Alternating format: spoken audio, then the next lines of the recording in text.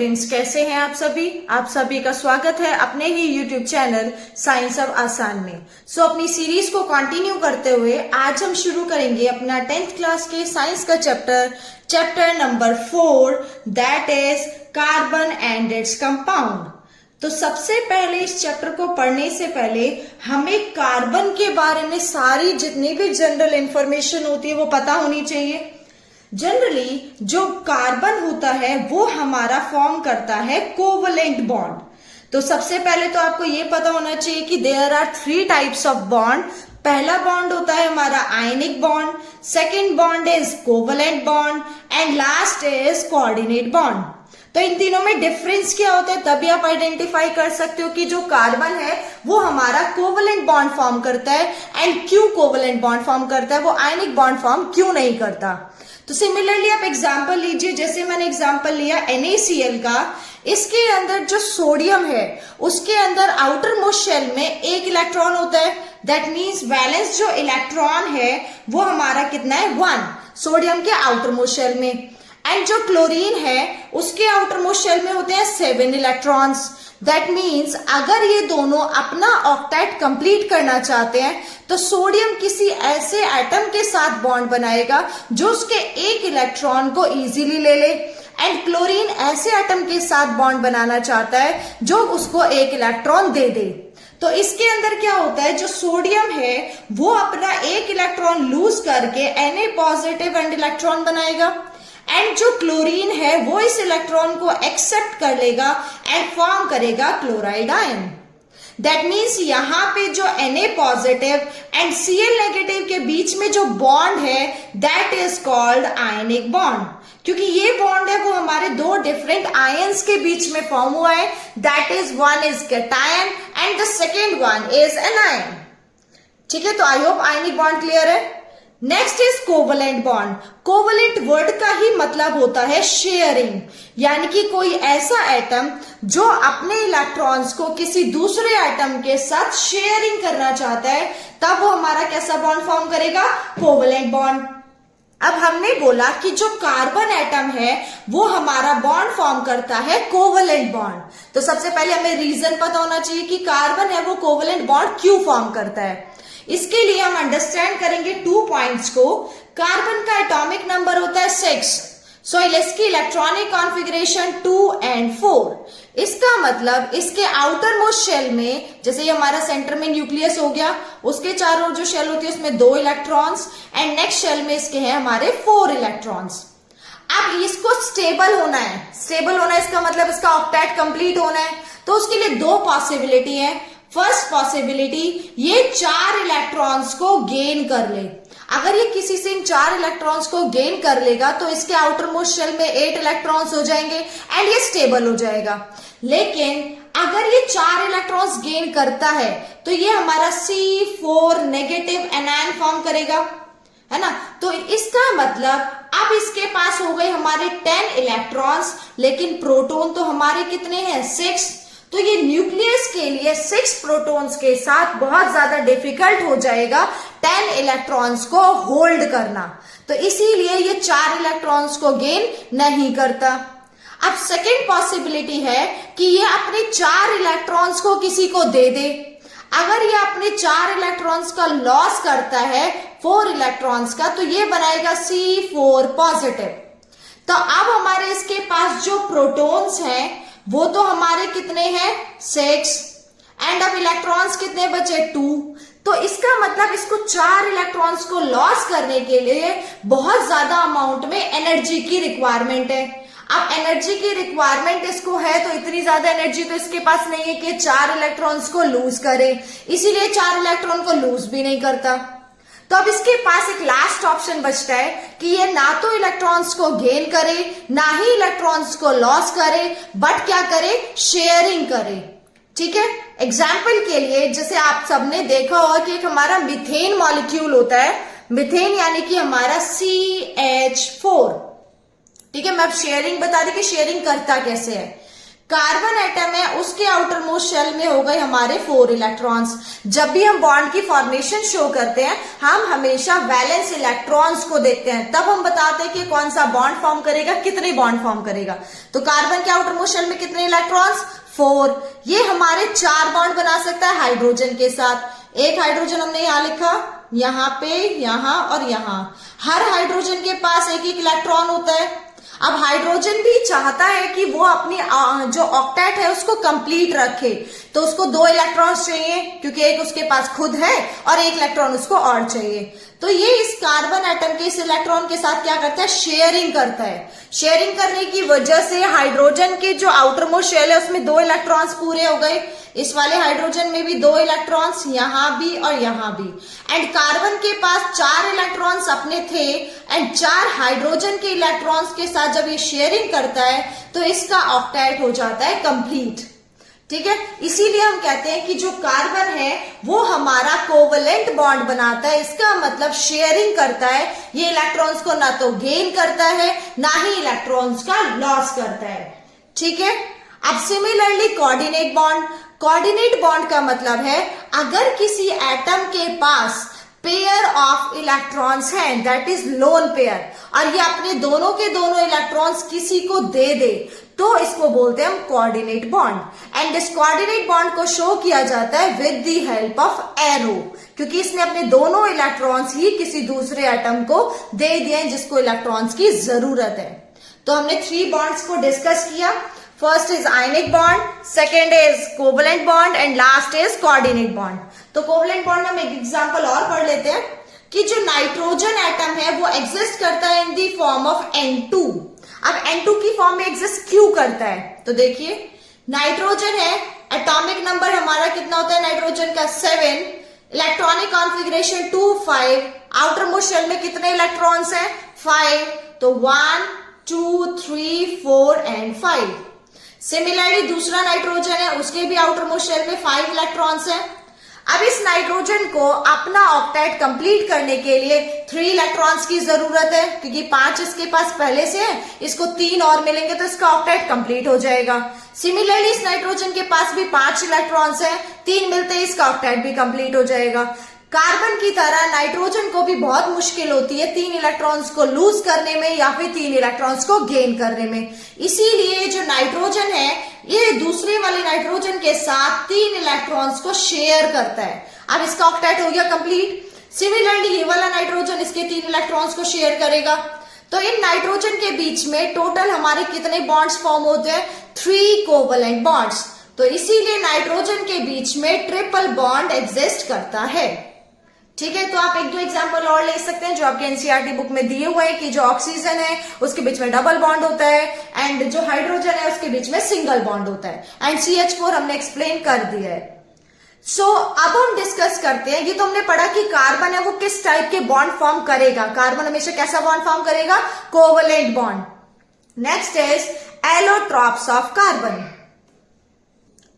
Now allotropes of carbon, allotropes of carbon का मतलब है कि जो कार्बन है वो हमारे नेचर में कितनी फॉर्म्स में एग्जिस्ट करता है। तो वो टोटल हमारे 3 फॉर्म्स में एग्जिस्ट करता है। First is diamond, second is graphite and last is buckminster fullerenes. Buckminster fullerenes. So अब हमें थोड़ा थोड़ा इनकी कैरेक्टरिस्टिक्स को देख लेते हैं। जो डायमंड होता है उसके अंदर जितने भी कार्बन एटम्स हैं वो सारे के सारे हमारे sp3 हाइब्रिडाइज्ड होते हैं।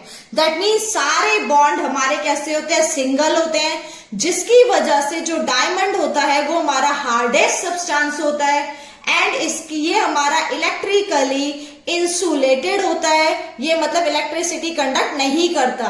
इलेक्ट्रिसिटी कंडक्ट क्यों नहीं करता, क्योंकि इसके अंदर फ्री इलेक्ट्रॉन्स हमारे अवेलेबल नहीं होते हैं।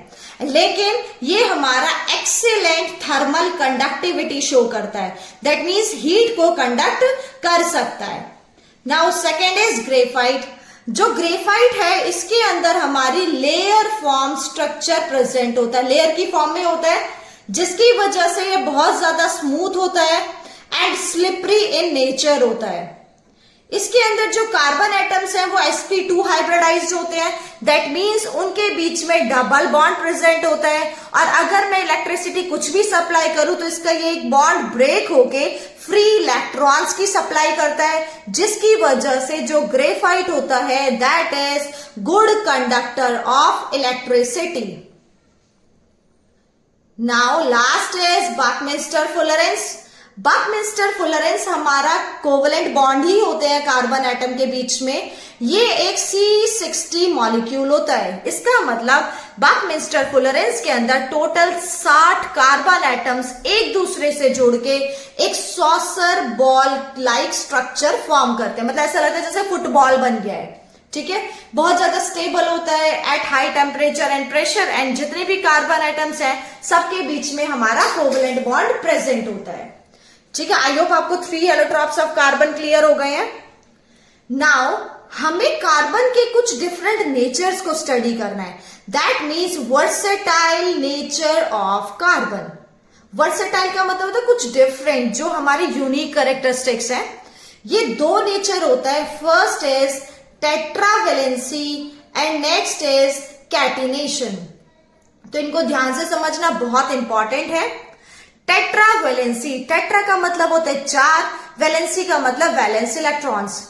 कार्बन एटम की आउटर मोस्ट शेल में टोटल 4 इलेक्ट्रॉन्स होते हैं, इसीलिए हम कहते हैं कि जो कार्बन है वो टोटल हमारे कितने बॉन्ड्स फॉर्म करेगा, 4 बॉन्ड्स फॉर्म करेगा with the other carbon atom या फिर किसी भी हाइड्रोजन या किसी भी एटम के साथ। और कार्बन का साइज बहुत छोटा होता है, इसीलिए हमारा स्ट्रॉन्ग बॉन्ड बना सकता है। Next is catenation.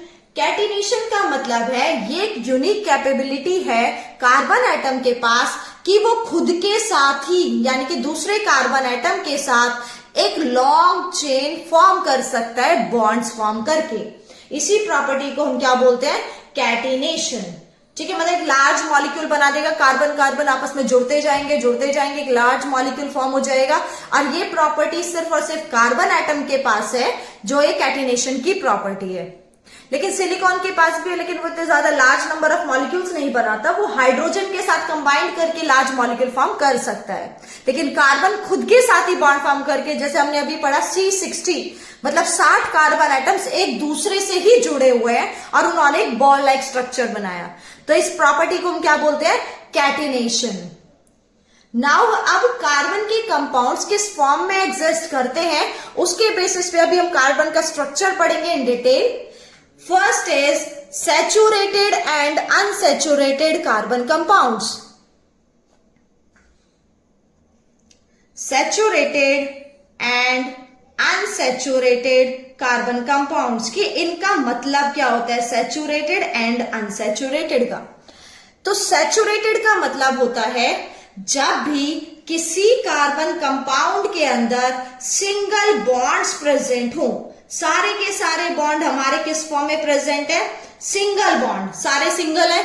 इस सारे कंपाउंड्स को हम बोलते हैं सैचुरेटेड कंपाउंड्स, ठीक है। कार्बन का कंपाउंड है, कार्बन किसी के साथ भी बॉन्ड फॉर्म करे, ध्यान रखना उसकी वैलेंसी 4 है, दैट मीन्स वो 4 ही बॉन्ड बना रखा हो, तो इस टाइप के कंपाउंड्स को हम बोलते हैं सैचुरेटेड।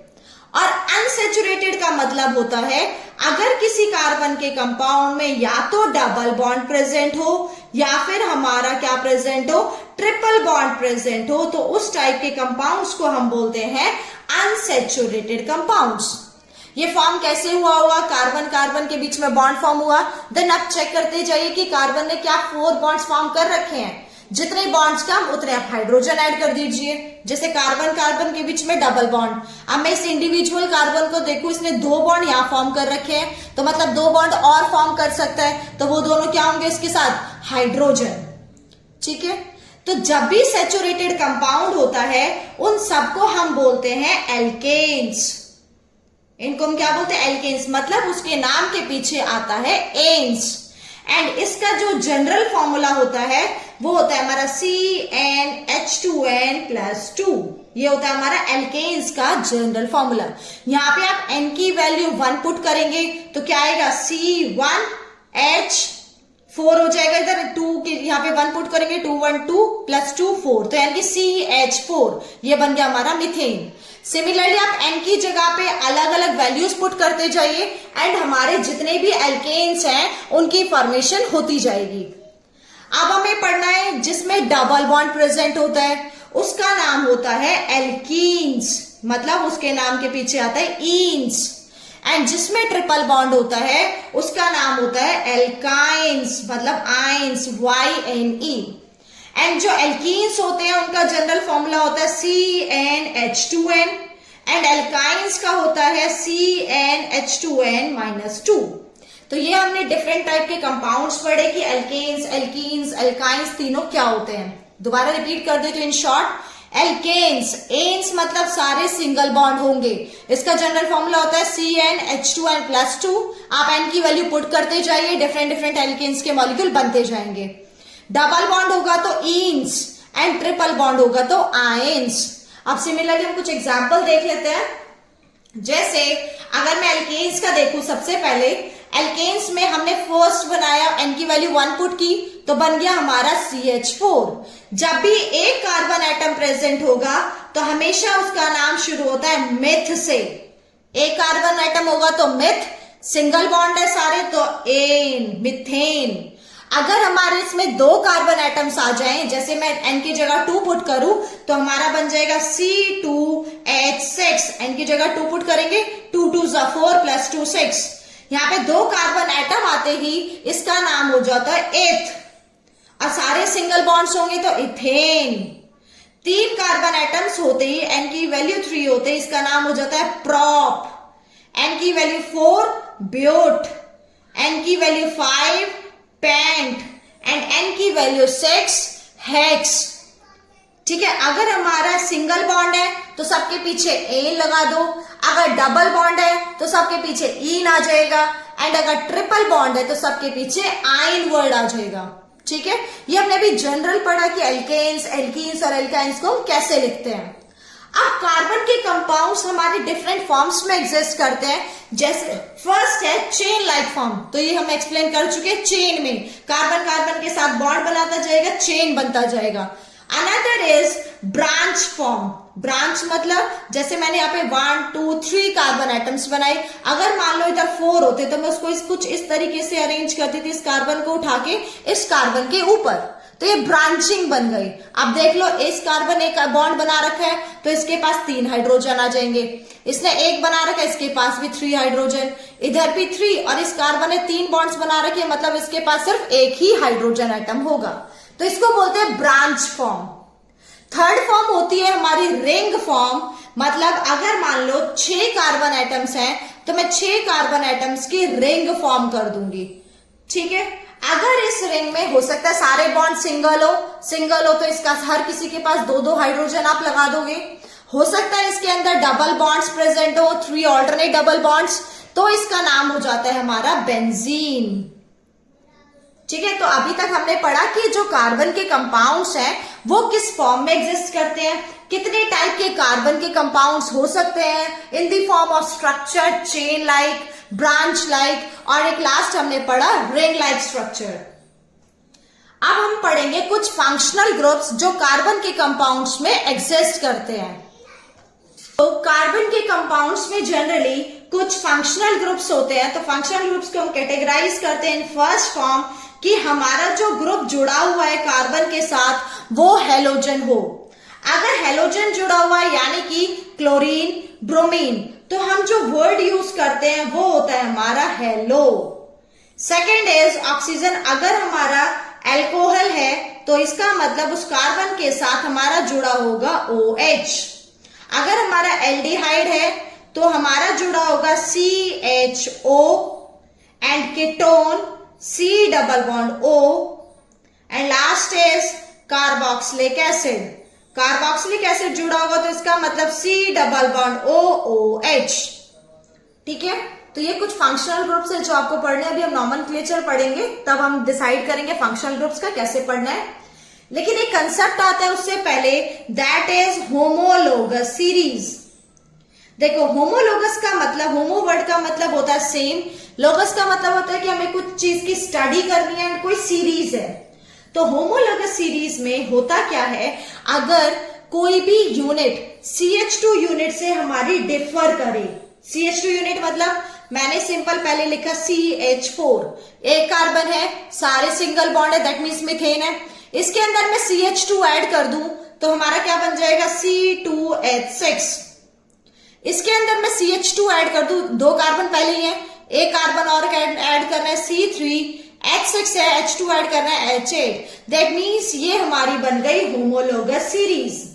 तो होमोलोगस सीरीज में जनरली वो डिफर करती है bye CH2 unit. Functional group हमारा हमेशा सेम रहेगा। जैसे मान लो अगर मैंने लिखा CH3OH, OH यानी कि हमारा अल्कोहल है, इसके अंदर मैं CH2 ऐड कर दूं तो हमारा बन जाएगा C2H5OH, यानी कि फंक्शनल ग्रुप हमारा सेम होना चाहिए, सिर्फ उसमें जो डिफरेंस है वो हमारा होना चाहिए CH2 यूनिट का। तो सीरीज को हम बोलते हैं होमोलोगस सीरीज।